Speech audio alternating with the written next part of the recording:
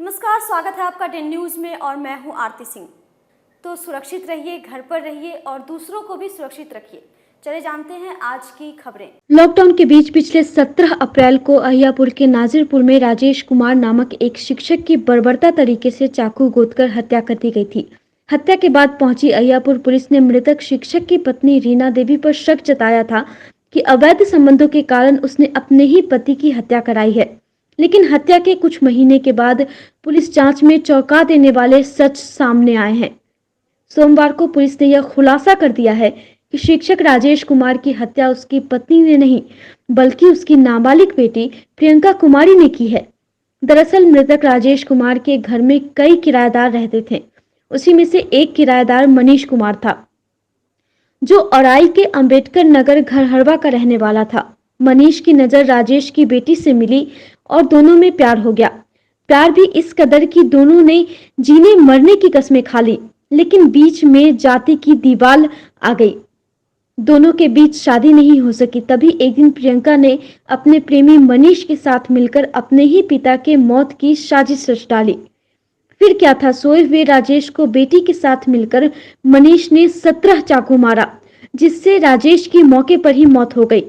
Dane news संवाददाता आमिर ने पिछले 17 अप्रैल को ही मृतक राजेश की बेटी प्रियंका से बात की थी। सबसे पहले आपको सुनाते हैं कि प्रियंका ने किस तरह से मीडिया और पुलिस को गुमराह किया। उसके बाद आपको सुनाएंगे कि आरोपी मनीष की जुबानी उसी की कहानी, और फिर सुनाएंगे कि पुलिस ने क्या कुछ कहा। हमको तो नहीं पता है, हम लोग तो ऊपर सोए हुए थे। हम लोग को कुछ भी नहीं पता है क्या हुआ, कैसे मारा गया, हम लोग कुछ भी नहीं पता है। कौन मारा, ऐसा कुछ भी हम लोग को पता नहीं है। मम्मी पापा के बीच में विवाद होता था? हाँ, दोनों में होता था। किस बात को लेकर? वो कि गलत संबंध है, दूसरे के साथ चक्कर चलाते हैं, उसके साथ चक्कर है सबके साथ, लड़का लोग के साथ। मम्मी पे एलिगेशन लगता था? कौन लगाते थे? पापा। अच्छा, तुमको क्या लग रहा है कौन मारा होगा? तो हमको तो पता नहीं कौन मारा था, हमको अंदाज, हमको पता नहीं कौन मारा है। हम तो ऊपर थे, हम लोग कुछ नहीं पता है कौन मारा होगा। लड़की से प्यार करते थे। अच्छा, वो बोली थी कि पापा को मार दीजिए तो शादी करेंगे। काहे ये बात बोली? पता नहीं क्या बोली कि हाँ पापा को मार दीजिए तो शादी करेंगे आपसे। अच्छा, फिर पापा रहेंगे तो शादी नहीं हो पाएगा। तो क्या पापा ऑब्जेक्शन लगाते थे? क्या काहे ऑब्जेक्शन लगाते? काहे रोकते थे वो? हाँ, ऐसे ही रोकते थे। थोड़ा कुछ प्रॉब्लम हो गया था उसको। किस बात को लेकर प्रॉब्लम हुआ था? उसको बीवी के बात के लेकर के प्रॉब्लम। अच्छा, तो कैसे मारे, कैसे क्या किया, पूरा बात बताओ। उसको घर में गए, घर में घुस कर मारे थे। घर में कौन से मारा? चाकू से। अच्छा, क्या चाकू मारा? नहीं 10-15 चाकू। उसके बाद क्या हुआ? उसके बाद चल भागा। मर गया वो? तो फिर उसके बाद भागा। पुलिस कैसे पकड़ा तुमको? फुआ घर जाकर के पकड़ लिया। फुआ घर जाकर के पकड़ लिया। फुआ घर जाके पकड़ा? जो लड़की से प्यार करता है उसका क्या नाम है? प्रियंका कुमारी। कहाँ रहती है वो? अभी पता नहीं कहाँ। उसके बोलने पर तो मार दिया? कि प्यार करता था लड़की से? बहुत ज्यादा? बहुत ज्यादा। तब अब क्या करेगा? अब तो जेल जा रहे हो तुम। तो फिर बोलो ना, अब क्या करेंगे? अब शादी कैसे करेगा? लड़की कहाँ है अभी? लड़की पता नहीं कहाँ। लड़की भाग गए। अहियापुर में अप्रैल माह में एक व्यक्ति की हत्या हुई थी। इस मामले में police DSP town, city SP की टीम लगातार इन्वेस्टिगेशन कर रही थी। इन्वेस्टिगेशन के दौरान ये पता लगा कि उस व्यक्ति की जो पुत्री है वो किसी से रिलेशनशिप में थी, जिसमें उसने घर में उस एक लड़के को बुलाया जिसका नाम मनीष बताया जाता है, और इसी के द्वारा उस व्यक्ति की हत्या की गई है। और पुलिस इसमें आगे भी इन्वेस्टिगेशन कर रही है। इसमें और कौन कौन इसके सहयोगी हैं उनकी भी तलाश जारी है, और जो इसमें वेपन है उसकी भी रिकवरी करने की कोशिश की जाएगी। सोमवार की दोपहर मिठनपुरा थाने के कन्हौली स्थित लेप्रोसी मिशन के समीप एक पेट्रोल पंप पर बाइक सवार अपराधियों ने सकरा निवासी शिक्षक शंकर पासवान की बाइक की डिक्की से 1 लाख रुपए उड़ा लिए। उस वक्त शिक्षक बाइक खड़ी कर एक पहचान वाले से बात कर रहे थे। इसकी भनक लगने पर शिक्षक ने अपराधियों का पीछा भी किया, लेकिन अपराधी उन पर खुजली वाला पाउडर छिड़ककर फरार हो गए।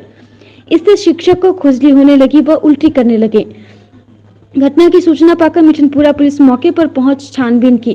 पूरी घटना पेट्रोल पंप पर लगे सीसीटीवी कैमरे में कैद हो गई है। सीसीटीवी ऑपरेटर के आने के बाद पुलिस फुटेज खंगालेगी। इस संबंध में शिक्षक ने मिठनपुरा थाने में आवेदन दिया है। उन्होंने बताया कि दोपहर में एसबीआई की विश्वविद्यालय शाखा से 2 लाख रुपए निकाले थे। 1 लाख रुपए पास में रखे थे, जबकि 1 लाख रुपए बाइक की डिक्की में रखे थे। पेट्रोल पंप पर तेल लेने गए। इसी बीच एक पहचान वाले मिल गए, उनसे बातचीत करने लगे। तब तक एक बाइक सवार 3 अपराधियों ने डिक्की तोड़कर रुपए उड़ा दिया। पीछा करने के दौरान खुजली वाला पाउडर छिड़ककर वे अपराधी फरार हो गए। यू कैंपस से हम 2 लाख रुपया निकाल कर आ रहे थे। कन्हौली पेट्रोल पंप पर पेट्रोल भरवाए और हाथ धोने के चले गए। इसी क्रम में आया और मेरा डिग्गी खोल करके उसमें से पैसा लेकर के भाग गया। उसमें 1 लाख रुपया था। 1 लाख रुपया हम अलग रखे हुए थे, वो बच गया। 1 लाख कहाँ रखे हुए थे? इनके पास में था, वो बच गया। वो बच गया। रेकी भी कर रहा था पहले से? हाँ, पीछे से पीछा भी कर रहा था वो। कहाँ से पीछा करना था? वही बैंक से ही पीछा किया वो। State Bank BO campus Muzaffarpur. BO campus किधर है? जिला में? नहीं, एलएस कॉलेज में है। एलएस कॉलेज में। अच्छा, किस काम के लिए पैसा निकाले थे? अरे कुछ हम लोन लिए हुए थे और जो कर्ज लिए हुए थे, कर्ज सधाने के लिए पैसा हम निकाले थे। जो उसी क्रम में इनको 1 लाख रुपया हम दे दिया था। 1 लाख बचा जो हम डिग्गी में रख दिए। कितने की संख्या में थे अपराधी देखे थे? 3 आदमी था वो। एक लड़का था, वो लाल लाल कपड़ा पहने हुए था, वही खोला है बच्चा था वो। हम चाहे थे, गिरा, फिर भी लेकर के भाग कर गाड़ी पर चढ़ा और भाग गया। कौन गाड़ी से था वो लोग? अपाची था। वो अपाची था। चेहरा वाला पहचान है किसी का? क्या वो? हाँ, वही एक का कम से कम 17-18 साल था। सोमवार को अमर सिनेमा रोड में लॉकडाउन का उल्लंघन करने पर पुलिस ने सख्ती दिखाते हुए कड़ी कार्रवाई की है। पुलिस ने विभिन्न गैराजों और रिपेयरिंग की दुकानों को बंद करने के लिए लाठियां भी चटकाई। इस दौरान वार्ड नंबर 39 की पार्षद मंजू देवी के पति व हीरो मोटरसाइकिल के सर्विस सेंटर संचालक कृष्णा महतो पर भी लाठी भाजी।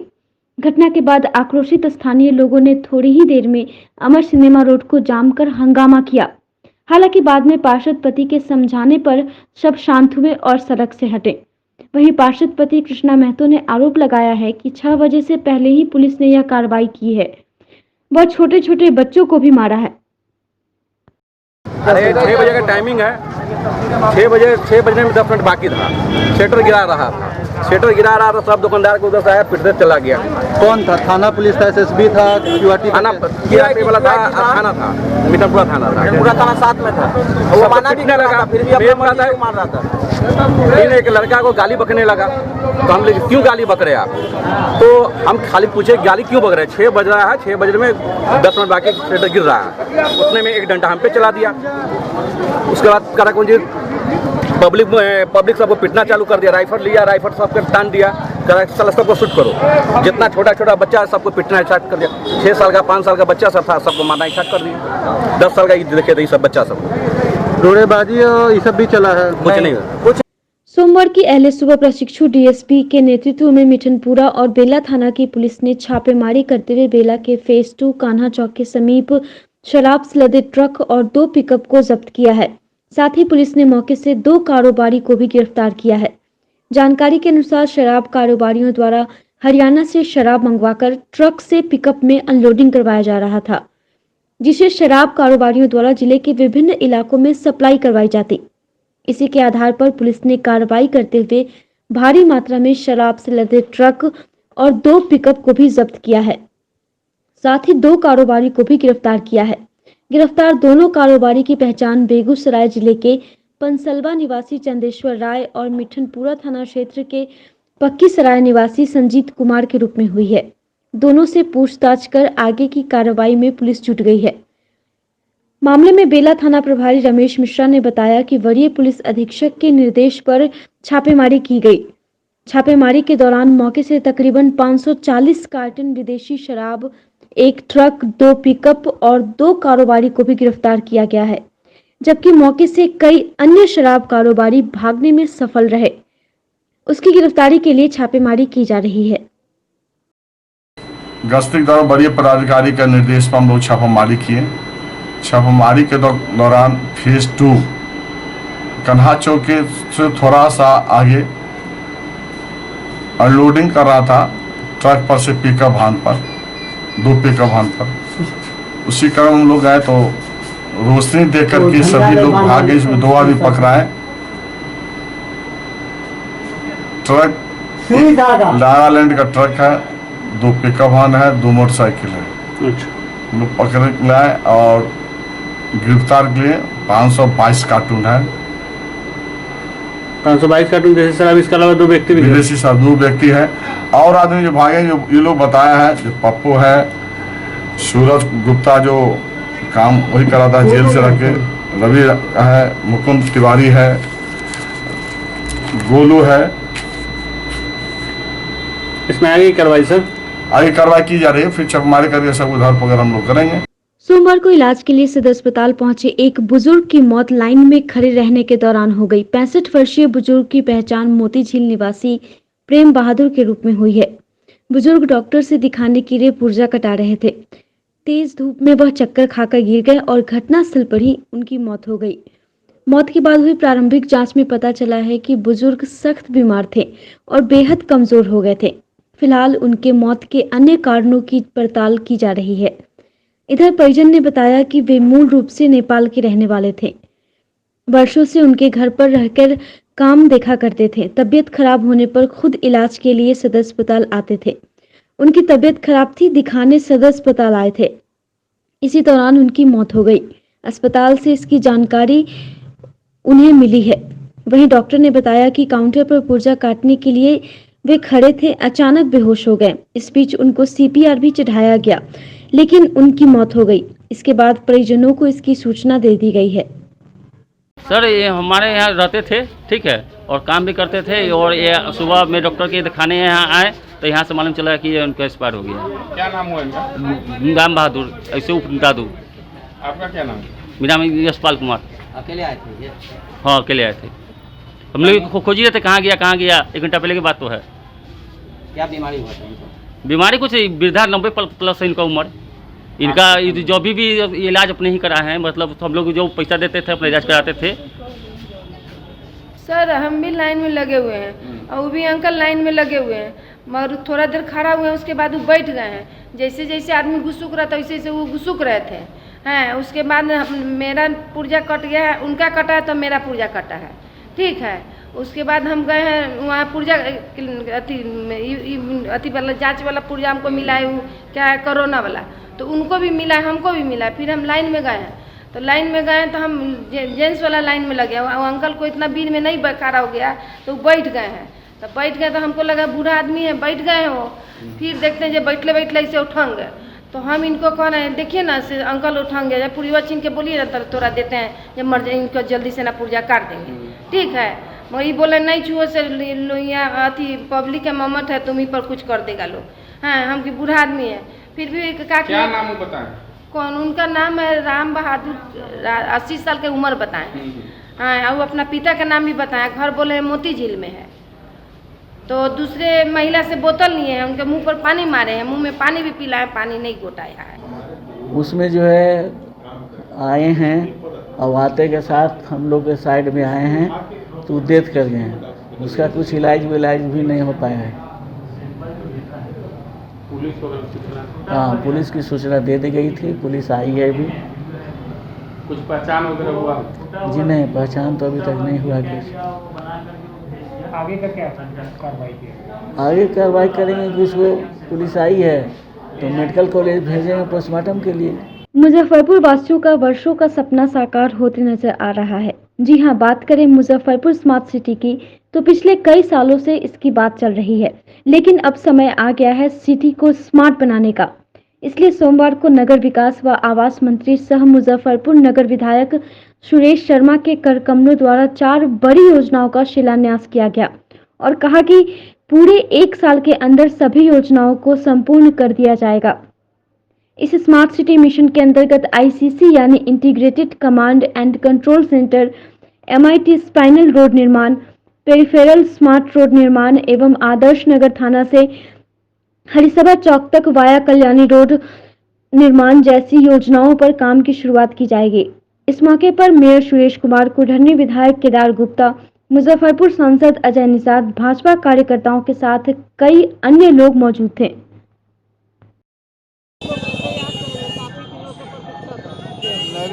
नरेंद्र भाई मोदी के नेतृत्व में पिछले 2014 से लगातार विकास का काम हो रहा है और ये जो महत्वाकांक्षी योजना है ये प्रधानमंत्री का ही सोच है।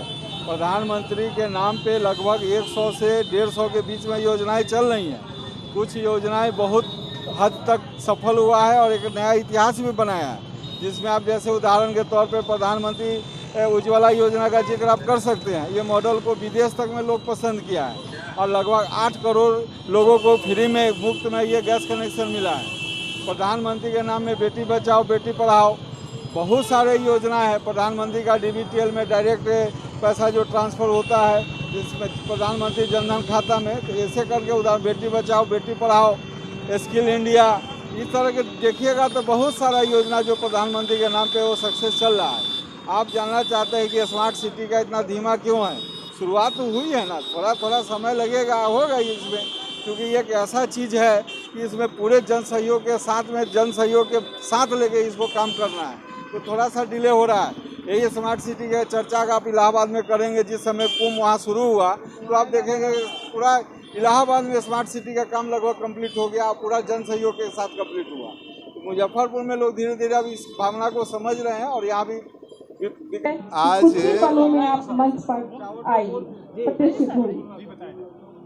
आज मुजफ्फरपुर स्मार्ट सिटी का जो इंतज़ार हमारी जनता कर रही थी, आज हम लोगों ने, हमारे सांसद अजय निषाद जी, हमारे साथ केदार गुप्ता जी कुढ़नी के, और महापौर सुरेश कुमार जी, हमारे नगर आयुक्त, इन सब लोगों ने इसकी सारी प्रक्रिया पूरी कर करके आज इसका शिलान्यास हुआ है।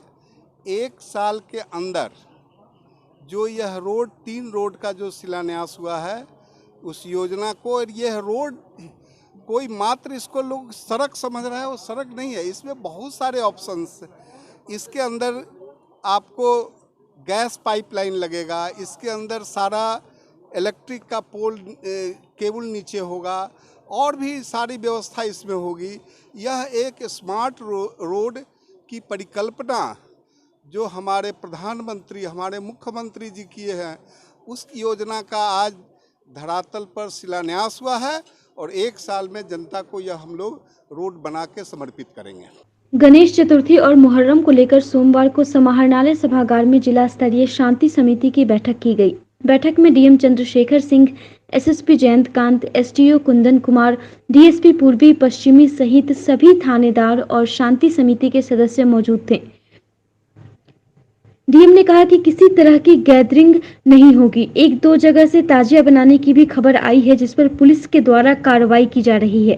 DM ने साफ कर दिया है कि इस बार मुहर्रम में भी किसी तरह का ताजिया जुलूस नहीं निकाला जाएगा।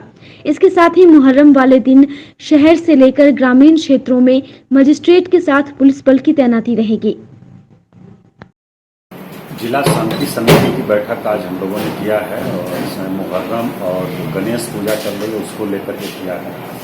सर्वप्रथम हम लोग सभी लोगों को अवगत कराए हैं, सरकार के निर्देशानुसार किसी भी सार्वजनिक स्थल पर किसी प्रकार की धार्मिक गतिविधि नहीं होनी है, चाहे वो गणेश पूजा है चाहे मुहर्रम है, इससे अवगत कराया गया है। और थाना स्तर पर भी बैठक करके सबको अवगत कराया जा रहा है और इसका बहुत कड़ाई से अनुपालन कराने के लिए हम लोगों ने निर्णय लिया है।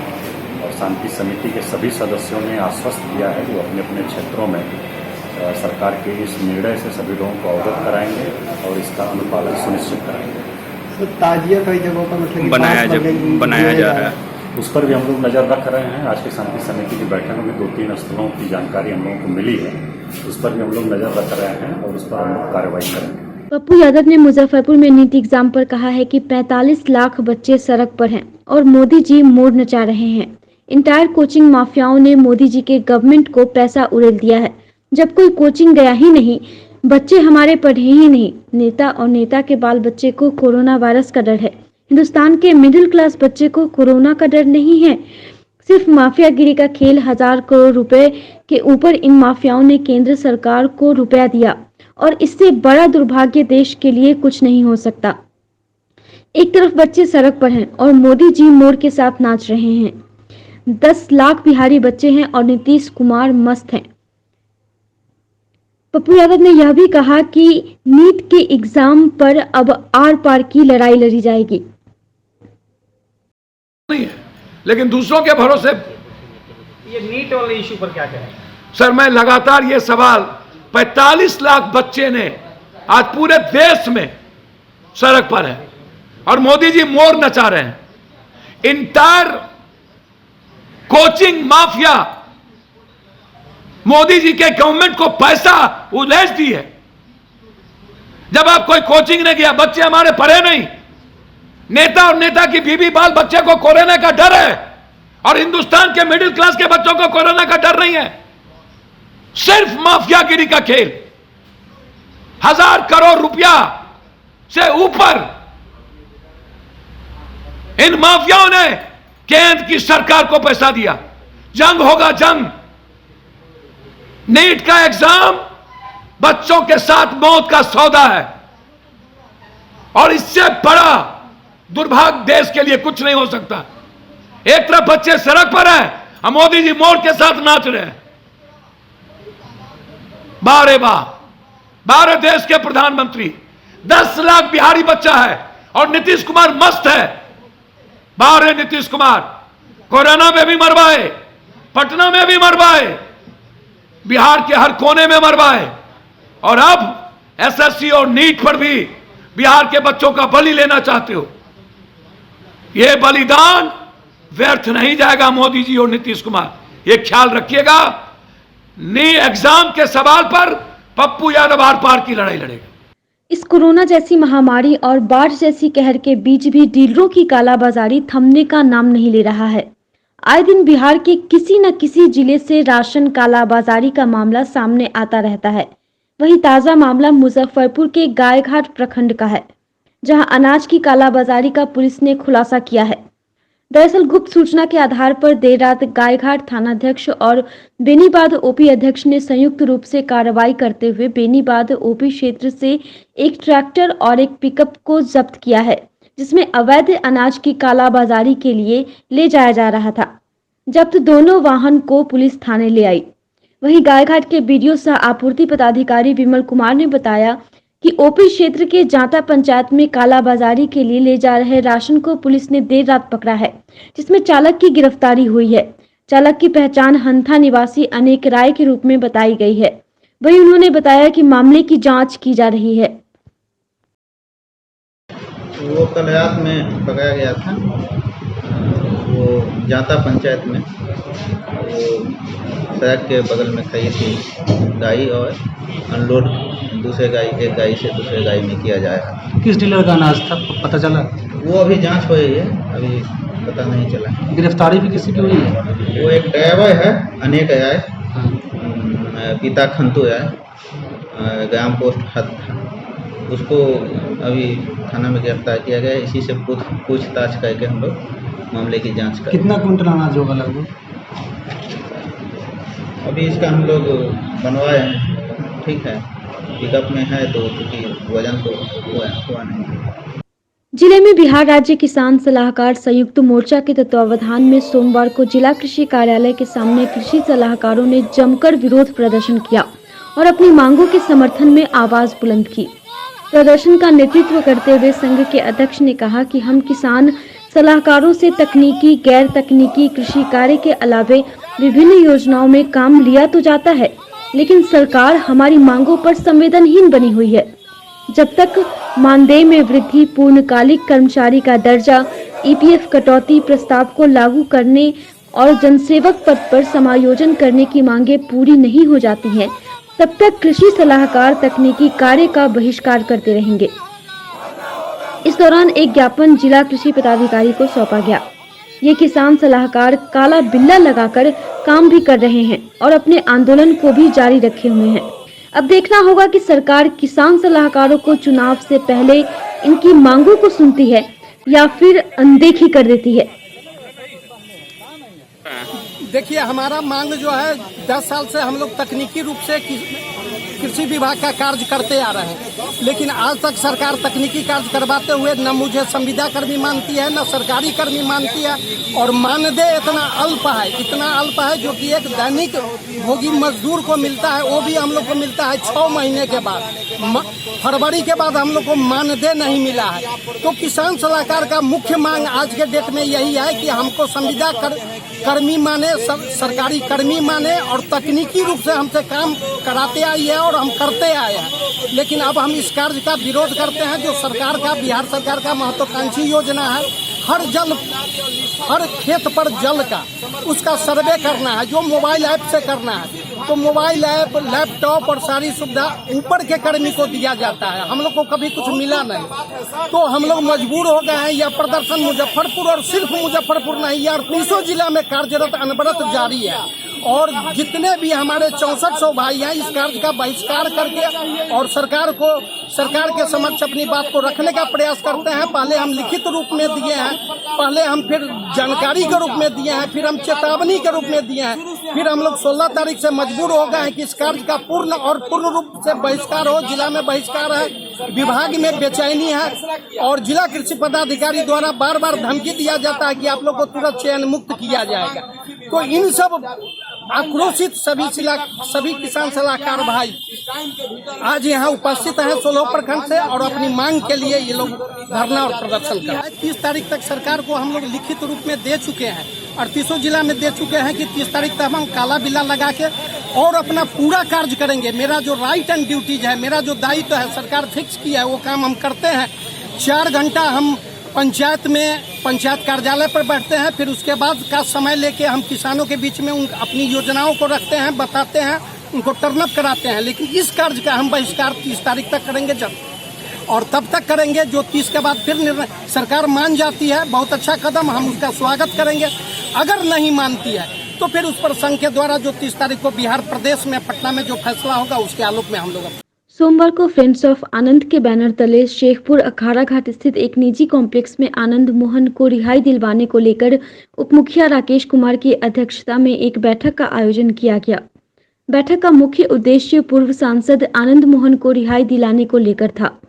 साथ ही उनकी रिहाई के मुद्दे को कैसे पोस्टर और सोशल मीडिया के माध्यम से प्रचार प्रसार किया जाए, इस पर भी चर्चा की गई। इस मौके पर विक्रम कुमार सिंह, मुकेश कुमार सिंह, मोहम्मद शमशेर आलम, नवीन कुमार, सुशील कुमार सिंह सहित कई गण्यमान्य लोग मौजूद थे।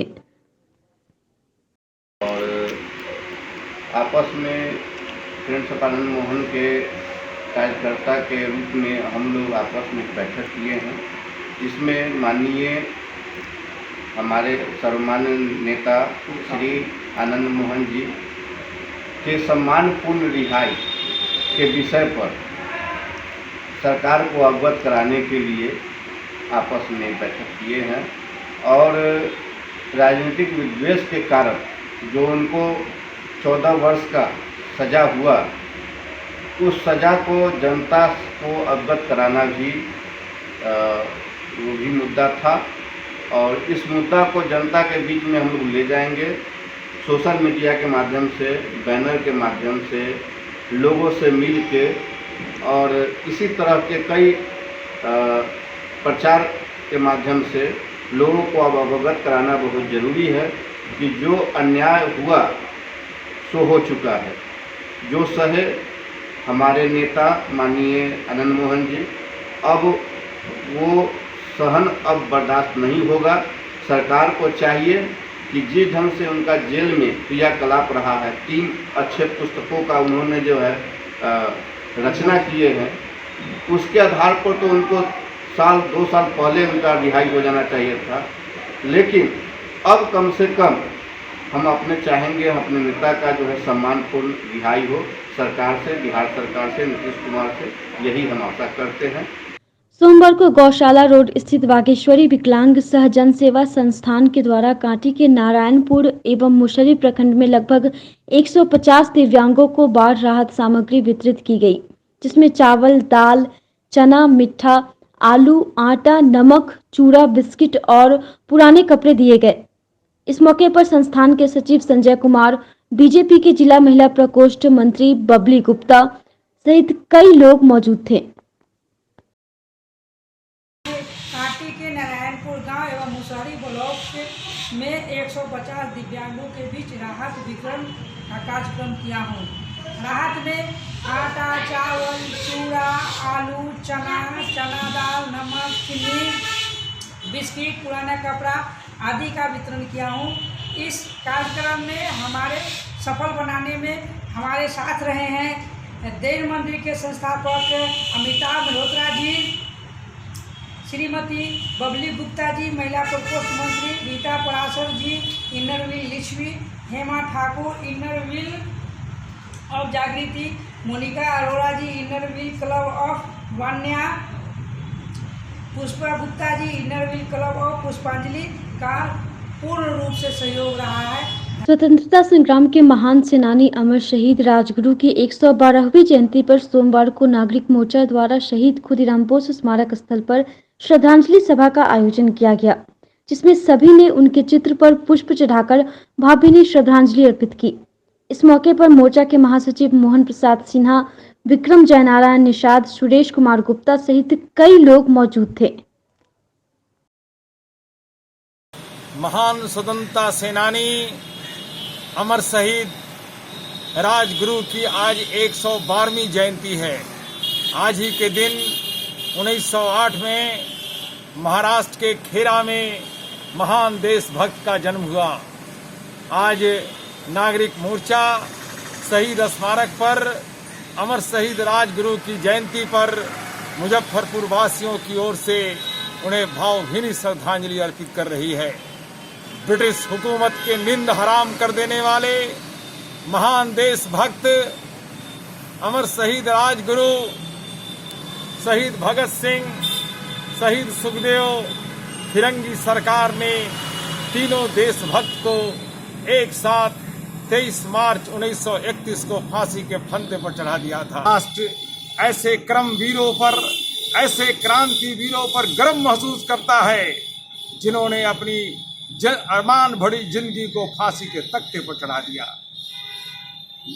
नागरिक मोर्चा भारत सरकार से मांग करती है कि शहीद आजम शहीद राजगुरु की जयंती और बलिदान दिवस पर राजकीय समारोह आयोजित की जाए और उनकी जीवनी पाठ पुस्तकों में शामिल की जाए।